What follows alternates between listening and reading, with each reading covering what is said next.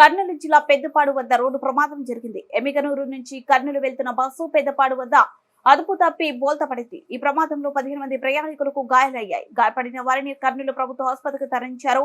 Bus conductor పరిస్థితి విషమంగా ఉంది. పోలీసులు కేసు నమోదు చేసి దర్యాప్తు చేస్తున్నారు.